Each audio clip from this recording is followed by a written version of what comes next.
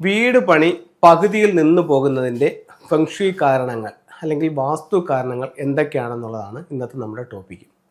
ഇത് ഒരുപാട് വീടുകളിലും ഞാൻ വരുന്നതെന്ന് പറഞ്ഞു കഴിഞ്ഞാൽ മെയിനായിട്ട് നോർത്ത് ഈസ്റ്റ് ഭാഗത്ത് എന്തെങ്കിലും ഹെവി ആയിട്ടുള്ള ഒരു വെയിറ്റ് കൊണ്ടുവയ്ക്കും. ചിലപ്പം ഈ വീടിൻ്റെ പണിക്കുള്ള സാധനങ്ങൾ കംപ്ലീറ്റ് ഇറക്കി വെച്ചായിരിക്കുന്നത് നോർത്ത് ഈസ്റ്റിലായിരിക്കും. അങ്ങനെ നോർത്ത് ഈസ്റ്റിൽ വെയിറ്റ് കയറിക്കഴിഞ്ഞാൽ പണി മുന്നോട്ട് പോകില്ല എന്ന് വാസ്തുവിൽ പറയുന്നുണ്ട്. ഇനി രണ്ടെന്ന് പറഞ്ഞു കഴിഞ്ഞാൽ ഈ വീടിൻ്റെ ഫ്ലൈങ് സ്റ്റാർ കണക്കെടുക്കും. നമ്മൾ ലോകത്ത് എവിടെ വീട് വെച്ചാലും എന്ത് ബിൽഡിംഗ് വെച്ചാലും ആ വെച്ച ടൈം മുതൽ 2 നമ്പറുകൾ ആ വീടിൻ്റെ ഓരോ ദിക്കിലും വരും. അപ്പോൾ ഇതൊരു എനർജിയാണ്. അത് നല്ലതുകൊണ്ട് മോശവുമുണ്ട്. അതിന് 9 എനർജികളാണുള്ളത്. ഓരോ എനർജിക്കും ഓരോ സ്വഭാവമുണ്ട്. അപ്പോൾ ഇതിൻ്റെ എൻട്രൻസിൽ 5 എന്ന് പറയുന്ന ഏറ്റവും വിനാശകരമായിട്ടുള്ള ഒരു സ്റ്റാർ, ഒരു നക്ഷത്രം എന്നാണ് ഇതിന് പറയുന്നത്. അത് വരികയാണെന്നുണ്ടെങ്കിലും വീടിൻ്റെ പണി തടഞ്ഞു നിൽക്കാനും അല്ലെങ്കിൽ മുന്നോട്ട് പോകാത്ത രീതിയിൽ ബ്ലോക്ക് ആകാനുള്ള സാധ്യതയുണ്ട്. ഞാൻ അടുത്ത സമയത്തായിട്ട് ഒരു വീട് പോയി നോക്കി. ഞാനിത് ചുമ്മാ പറയുകയല്ല, തള്ളുകയല്ല, വളരെ സീരിയസ് ആയിട്ട് പറയുകയാണ്. ഇത്രയും പ്രശ്നങ്ങൾ ഉള്ള വീടൊക്കെ ഈ കാലത്ത് വെക്കുമെന്ന് പോലും ഞാൻ ചിന്തിച്ചിട്ടുണ്ട്. ഞാൻ അതിൽ 10 കാര്യങ്ങൾ, ഒരുപാട് കാര്യങ്ങളുണ്ട്, എന്നാലും 10 കാര്യങ്ങൾ ഞാൻ മെയിനായിട്ട് അതിനകത്ത് പറയാം. ഇത് പടിഞ്ഞാറാട്ട് ദർശനമുള്ളൊരു വീടാണ്. അപ്പോൾ 10 പോയിന്റുകളെന്ന് പറയുന്നത്, 1, ഈ വീടിന് കന്നിമൂലയില്ല. പുതിയ വീട് അവർ പണി ചെയ്തുകൊണ്ടിരിക്കുകയാണ്. വീട് ഏകദേശം അതിൻ്റെ ഫുള്ള് വർക്ക്, ടൈലിൻ്റെ അകത്ത് ടൈൽ ഇട്ടിട്ടുണ്ട്. പക്ഷേ എന്ന് പറഞ്ഞു കഴിഞ്ഞാൽ ബാക്കി ഇൻറ്റീരിയർ ഒന്നും ചെയ്തിട്ടില്ല, ബാക്കി പെയിൻറ്റിങ്ങിൻ്റെ പണികൾ ചെയ്തിട്ടില്ല, ഇനിയും പണികൾ ബാക്കിയുണ്ട്. അതിൽ 1 കണ്ടതെന്ന് പറഞ്ഞു കഴിഞ്ഞാൽ വീട് പണിഞ്ഞപ്പോൾ കന്നിമൂലയില്ല. കന്നിമൂലയില്ല എന്ന് വെച്ച് കഴിഞ്ഞാൽ പടിഞ്ഞാറ് വശം ഉണ്ട്, പടിഞ്ഞാറ് വശത്ത് ഭാഗത്തായിട്ട് മെയിൻ ഡോറും വന്നിട്ടുണ്ട്. പക്ഷെ തെക്ക് പടിഞ്ഞാറ് ഉള്ളിലോട്ട് വലിഞ്ഞിരിക്കുകയാണ്. അവിടെ സിറ്റ് ഔട്ടാണ്. അത് കഴിഞ്ഞിട്ടാണ് ആ ബെഡ്റൂം കൊടുത്തിരിക്കുന്നത്. അപ്പോൾ ചുരുക്കി പറഞ്ഞാൽ കന്നിമൂലയില്ല, തെക്ക് പടിഞ്ഞാറില്ല. അവിടുത്തെ രണ്ടാമത്തെ ഒരു മിസ്റ്റേക്ക് എന്ന് പറഞ്ഞു കഴിഞ്ഞാൽ, നമുക്ക് ഭൂമിക്ക് ഒരു ചരിവ് പറയുന്നുണ്ട്. കിഴക്കോട്ട് ചരിഞ്ഞ ഭൂമി അല്ലെങ്കിൽ വടക്കോട്ട് ചരിഞ്ഞ ഭൂമി. ഈ ഭൂമി ചരിഞ്ഞിരിക്കുന്നതെന്ന് പറഞ്ഞാൽ പടിഞ്ഞാറോട്ട് ചരിഞ്ഞ ഭൂമിയാണ്. മൂന്നാമത്തെ ഒരു മിസ്റ്റേക്ക് എന്ന് പറഞ്ഞു കഴിഞ്ഞാൽ, നമുക്ക് കണ്ടിട്ടുണ്ട് പഴയ വീടുകളിലൊക്കെ 2 സിംഹത്തിൻ്റെ സ്റ്റാച്യു എടുത്തിട്ട് ഗേറ്റിൻ്റെ മതിലിൻ്റെ മുകളിലായിട്ട് വെക്കുന്ന കണ്ടിട്ടുണ്ട്. അപ്പം നിങ്ങൾ നോക്കിക്കോളൂ, ബഹുഭൂരിപക്ഷം വീടുകളും അതിൻ്റെ ഒരു എനർജി അവരുടെ താങ്ങാൻ പറ്റാതെ ആ വീട് ക്ഷയിച്ചുകൊണ്ട് വരുന്നൊരു അവസ്ഥ നിങ്ങൾക്ക് കാണാനായിട്ട് സാധിക്കുന്നുണ്ട്. ഇവർ വീട് പണി കംപ്ലീറ്റ് ആയില്ല, മതിൽ കെട്ടിയിട്ടുണ്ട്, പക്ഷേ 2 സിംഹത്തിൻ്റെ സ്റ്റാച്യു ഇവിടെ ഗേറ്റിൻ്റെ മുകളിൽ വെച്ചിട്ടുണ്ട്.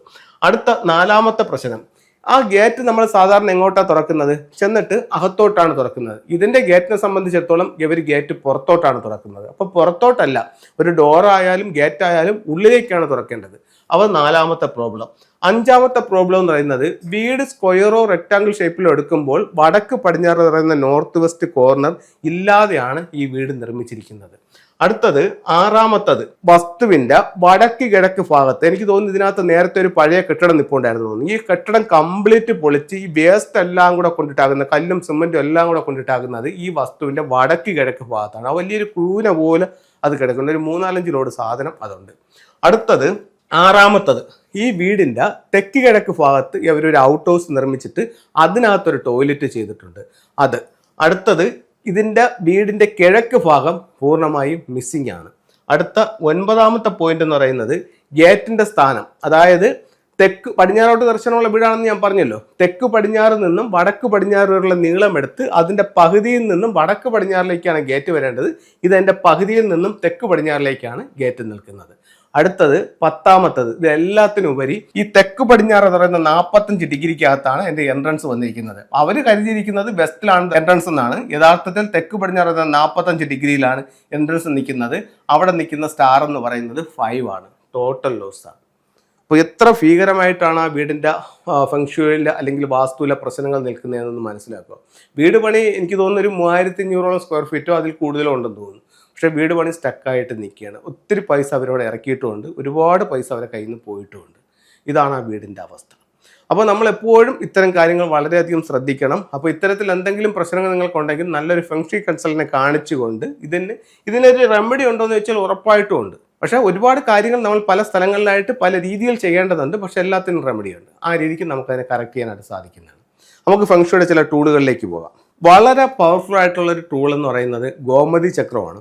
ഇത് നമുക്കൊരു 11 ഗോമതി ചക്രം ഒരു മഞ്ഞ പട്ട് തുണിയിൽ പൊതിഞ്ഞ് നമ്മുടെ അലമാരയിലോ പൂജാമുറിയിലോ വെക്കുന്നത് വളരെ നല്ല റിസൾട്ട് നമ്മളിലേക്ക് കൊണ്ടുതരാനായിട്ട് നല്ലൊരു ടൂളായിട്ട് ഫെങ്ഷുയിൽ കണക്കാക്കുന്നുണ്ട്. അതുപോലെ തന്നെ കപ്പിൾസിൻ്റെ ഐക്യത്തിന് വേണ്ടിയിട്ടും വിവാഹത്തിന് വേണ്ടിയിട്ടും വീടിൻ്റെ അല്ലെങ്കിൽ ബെഡ്റൂമിൻ്റെ തെക്ക് പടിഞ്ഞാറ് ഭാഗത്ത് ഇത്തരത്തിലുള്ള ഒരു മാൻഡേരിയൻ ഡെക്കിൻ്റെ സ്റ്റാച്ചു വയ്ക്കാവുന്നതാണ്.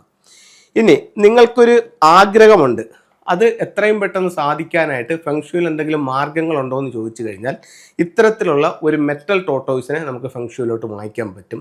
അത് നമ്മൾ നല്ലതുപോലെ എനർജൈസ് ചെയ്തിട്ട് ഇതിനെ രണ്ടായിട്ട് ഓപ്പൺ ചെയ്യുക. ഇതിൻ്റെ ബേക്കിൽ ഒരു ലോട്ടു സ്ക്വയർ ഉണ്ട്. ഇത് എങ്ങനെ കൂട്ടി നോക്കിയാലും 15 വരും. ഒരു വൈറ്റ് പേപ്പർ എടുത്ത് സ്ക്വയറായിട്ട് കട്ട് ചെയ്ത് റെഡിങ്കിൽ നിങ്ങളുടെ ആഗ്രഹം എന്താണോ അത് ഇതിനകത്ത് എഴുതി വെച്ചിട്ട് നിങ്ങളുടെ ബെഡ്റൂമിൻ്റെ ലിവിങ് റൂമിൻ്റെ നോർത്ത് ഭാഗത്ത് നിങ്ങൾക്ക് സൂക്ഷിക്കാം. എത്രയും പെട്ടെന്ന് അത് സാധിക്കുന്നതാണ്.